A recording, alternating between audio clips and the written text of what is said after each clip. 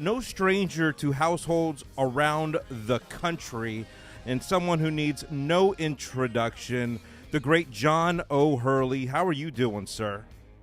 Couldn't be better, my friend. How are you? Very good. It's great to have you back on the show, and Thank you. someone who you're very busy. You constantly are working, which is wonderful, especially this day and age. And it seems like everything that you touch turns to gold. I really. Um, I wish that were true, but thank you.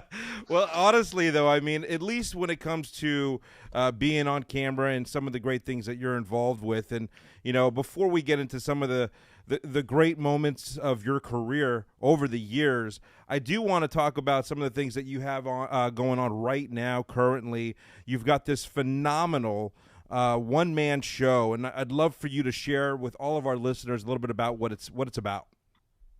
Well, it's the title of the show is called A Man with Standards, and it's something that I wrote about 5 years ago.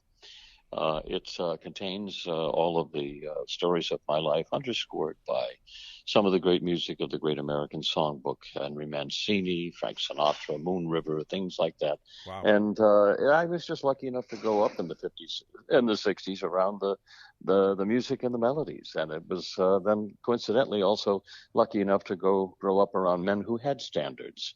And Mm-hmm. so it's it's a wonderful kind of nostalgic autobiographical musical that is very funny, and it's wonderful music, and there's only one tear, so it's a little poignant as well. I love it. I love it. And you've done so many different things over the years. I mean, from Broadway, you've hosted multiple great shows from Family Feud, and of course NBC's The National Dog Show, which we all absolutely love, especially us fans and lovers all over this country, all over the world. We love that show. You've been known from one of the greatest characters I think in television history as Jay Peterman from Seinfeld, and I have a feeling I bet you still get stopped on the street from just random Oh, people.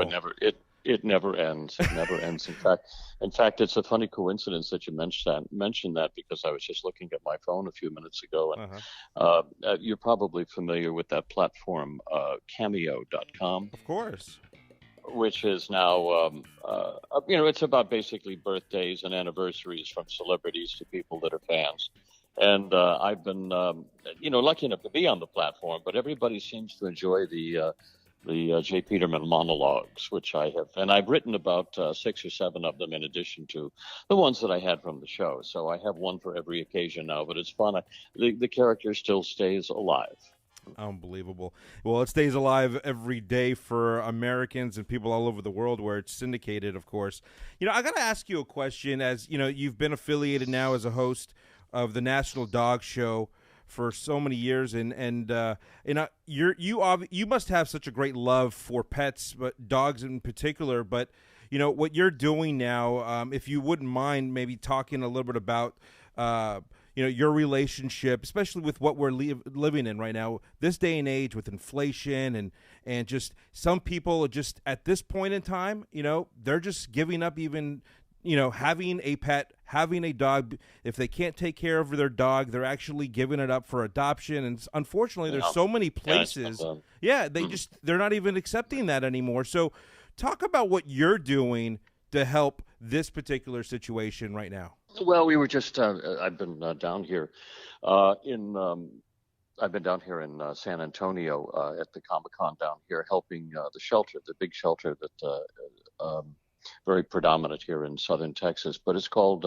God's Dogs Rescue, and they do wonderful, wonderful work with trying to give these animals a forever home. But you're right, there has been a preponderance of dogs returning to shelters now, being given back, or dogs just being let out on the street now because with the cost of living, people just can't afford to add that extra expense. And Right. as sad as it is it's a real thing we have to deal with.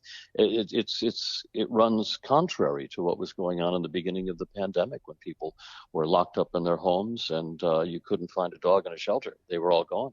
Everybody was in there, picking up their dog, and Right. just for the sense of companionship. Well, it's the opposite way now.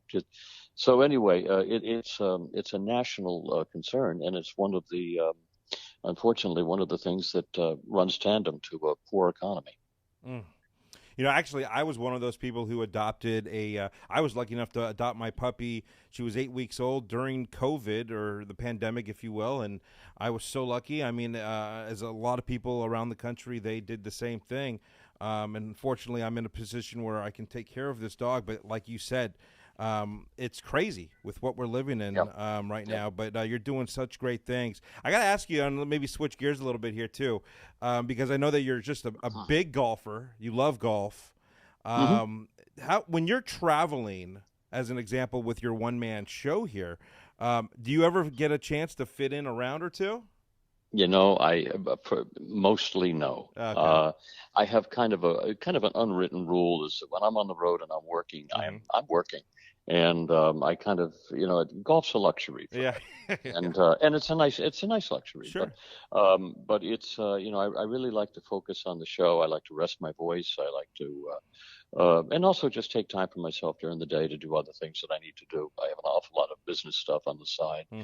So for me, as I say, golf is a luxury. But here an example of the wonderful opportunities that we have. I am taking my wife up to Pebble Beach to celebrate our anniversary, Oh, and nice. we got engaged on the seventh hole at Pebble Oh, Beach. So wow.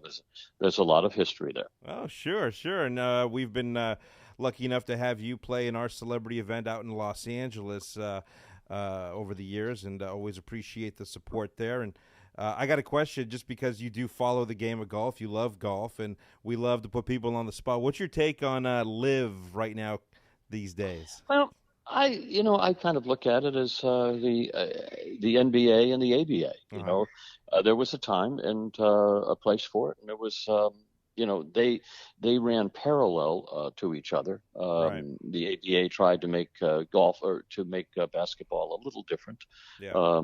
and but I don't have a problem with it, frankly. I mean, you can question obviously the origin of the Saudi money and things like that, and people are right to do that if so. Hmm. But as a concept, I think it's okay because I think it's dividing into a group of people that want to play less but still be able to earn a living at it, and so they have this league type of format, and Right. I'm fine with that. I don't listen. It is you're still seeing great golf, and this is internal bickering that will take it. The PGA Tour wants to remain a monopoly, Yeah. and there aren't many of those left, and there's antitrust issues there, and Sure. it'll all be solved. Unfortunately, it's going to have to be solved in the courtroom, which is sad because I don't know. I believe we don't need just one tour.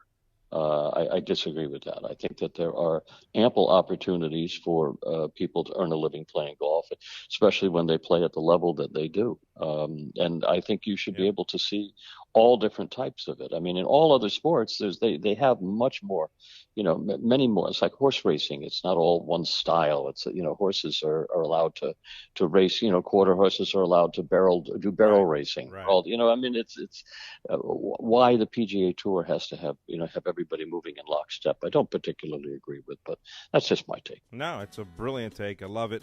Actually, I agree with it. Again, reminding everyone, the one man show. Talk about is it almost over? Or are we just getting started? Well, I'm down in Texas here. I have a show tonight here Okay. in San Antonio at Jazz Texas, and Okay. then I have a I'll be moving over to Austin for a show there tomorrow night at the Parker Jazz Club.